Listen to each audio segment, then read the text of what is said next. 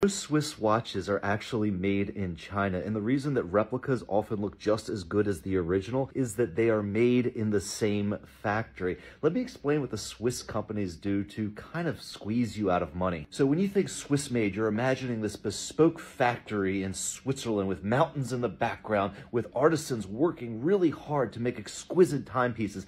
That's not the case. They make almost every component of most Swiss watches in China. And these are major brands. I'm talking Omega, Tag Heuer, Tissot. All of these companies do most of their manufacturing in China and don't tell you as a consumer. So how do they get away with calling it Swiss made if most of it is manufactured in China? Well, it's a little loophole that they have in Swiss manufacturing laws, where as long as 60% of the total cost of construction happens in Switzerland, they can call it Swiss made. But think about how it works in China. It doesn't cost a lot to manufacture. Almost all of the movement's the thing that makes this thing tick, is done in China. And then they'll take one component that might be a little bit more expensive. Usually it's something like the rotor, the thing that makes it automatically wind. And they'll just slap that on and they'll make sure that that is 60% of the cost. Now, it also has to be manufactured in Switzerland, but what does that actually mean? It just means that they have to put this little crystal on here, the lens of the watch. As long as they slap that on in Switzerland and add the rotor here in the back, and then some engineer in Switzerland originally designed it,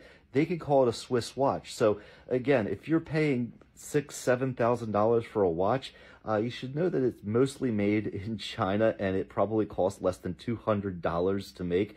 And frankly, I mean, not that I should tell you to go buy a replica watch, but legitimately they are made with the same machinery, same tools as a Swiss-made watch. Anyway, hopefully this is of value to you and it keeps you from spending $5,000 on a watch that was made for pennies on the dollar.